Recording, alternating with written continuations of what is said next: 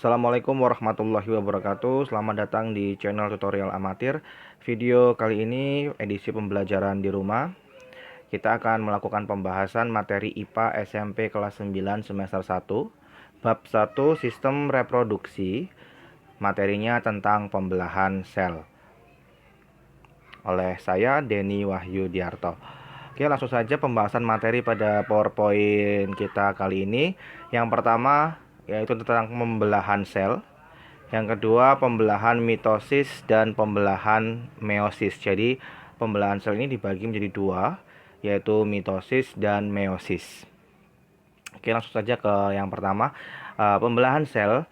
Jadi, kita mengetahui bahwa manusia asal mulanya itu berasal hanya dari satu sel saja.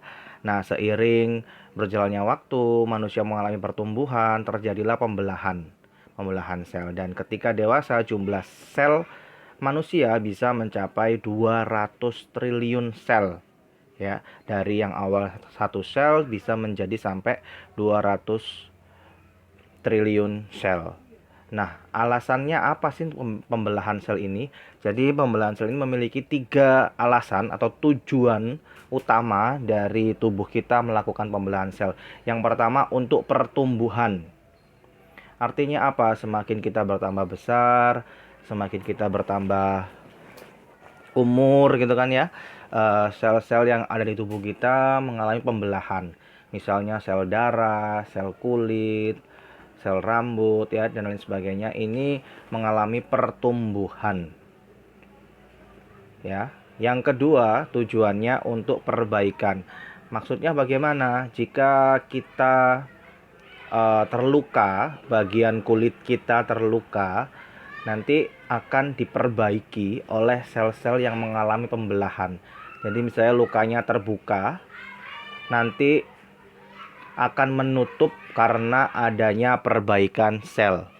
Dan yang ketiga, untuk reproduksi, yaitu sel membentuk sel gamet yang mana digunakan untuk reproduksi dengan tujuan untuk meneruskan keturunan. Jadi ini 3 alasan kenapa tubuh kita melakukan pembelahan sel. Nah, pembelahan sel ini dibagi menjadi 2, pembelahan mitosis dan meiosis. Nanti kita akan dijelaskan prosesnya bagaimana dan perbedaan dari kedua pembelahan sel mitosis dan meiosis. Oke, untuk yang pertama kita bahas pembelahan mitosis. Apa sih pembelahan mitosis itu?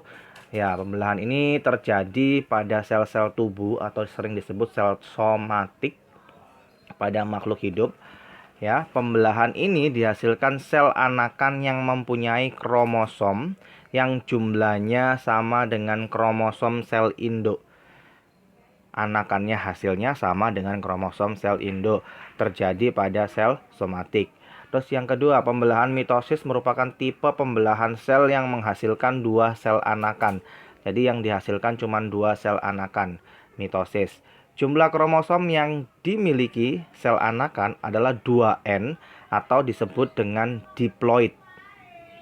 Jelas ya? Nah, ini adalah gambaran dari tahapan proses pembelahan mitosis. Jadi ada 4 tahap dalam pembelahan mitosis di sini. Yang pertama profase, metafase, anafase, dan telofase. Ada 4 tahap yang dilalui dari pembelahan mitosis. Yang pertama ini induknya, kemudian dia akan membelah menjadi 2 anakan. Ya, anakannya ini identik atau sama kromosomnya dengan sel induk. Intinya seperti itu. Nah, tapi kita akan bahas satu persatu, tahap per tahap dari 4 tahap pembelahan mitosis. Yang pertama yaitu tahap profase. Perbesar dulu ya. Profase. Jadi pertama, sel induk itu memiliki membran inti, lapisan luar yang berwarna ungu ini ya. Kemudian ada pembelahan gelendong, pembelahan terbentuk ya. Ini fragmen-fragmen membran dan benang kromatid ya, ini benang kromatid ya. Ini membran inti. Membran inti mulai rusak, pecah akhirnya. Ini nanti akhirnya pecah, membran inti. Kemudian benang-benang kromatif memadat menjadi kromosom. Masuk ke tahap metafase. Kromatitnya pindah di sini. Membran intinya pecah. Kemudian berjejer di tengah. Yang warna ungu ini ya. Kromosom-kromosomnya berjejer di pada bagian tengah, itu tahap metafase. Lalu kita masuk ke tahap anafase. Anafase ini kromosom anakannya membelah ya, di sebelah kanan dan di sebelah kiri menuju ke kromatid. Mulai menuju atau berpindah ke kromatid. Nah, pada akhir anafase kedua, kutub sel memiliki kromosom yang jumlahnya sama. Ini ada 1, 2, 3, 4, 5, 6, 7, 8, 8. Yang sebelah sini juga ada 8 kromosom. Ya, sama dengan kromosom indukannya. Yang di awal ini ya, ada 8 juga. Kemudian dia melakukan pembelahan pada fase telofase. Membran inti mulai kembali bergabung. Membran intinya akan mulai bergabung kembali, yang warna ungu yang tadi ya. Kromosom mulai merenggang seperti ini. Nah, ini menghasilkan sel anakan 1 dan 2, 2N, yang disebut diploid.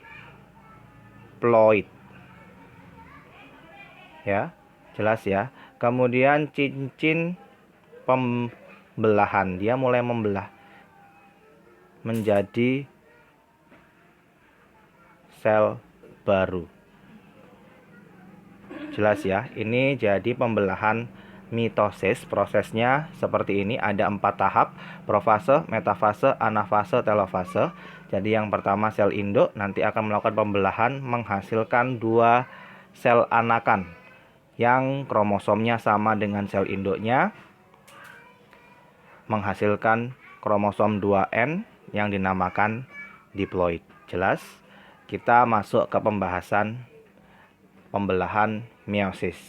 Pembelahan meiosis adalah pembelahan sel yang menghasilkan 2 sel anakan yang masing-masing sel anakannya hanya memiliki separuh dari jumlah kromosom sel induk. Berbeda dengan yang tadi menghasilkan 2 sel anakan, meiosis 4 sel anakan. Tadi kromosomnya sama dengan sel induk, kalau jumlahnya 8, kromosomnya juga 8.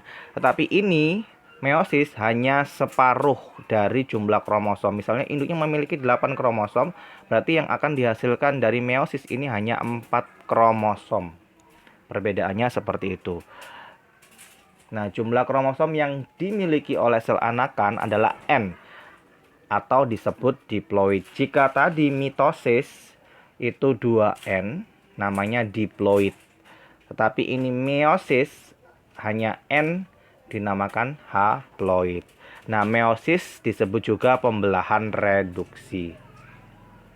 Ini gambaran proses pembelahan meiosis. Yang pertama selnya diploid ya. Selnya diploid 2N nanti akan menghasilkan sel anakan yang jumlahnya 4, 1, 2, 3, 4, dan hasilnya hanya N atau haploid, kromosomnya separuh. Dan tahapnya ini ada 8 tahap. Ada profase 1, metafase 1, anafase 1, telofase 1, kemudian mengalami pembelahan lagi yang dinamakan profase 2, metafase 2, anafase 2, dan telofase 2. Ya, jadi 2 kali pembelahan. Jadi yang pertama, dia mungkin mengalami fase mitosis terlebih dahulu. Ya, dibagi menjadi 2. Setelah itu dia kedua anakan ini melakukan pembelahan lagi yang menghasilkan 4 sel anakan. Yuk kita bahas dulu. Dari yang pertama, profase 1, membran inti mulai rusak, sama seperti yang tadi ya.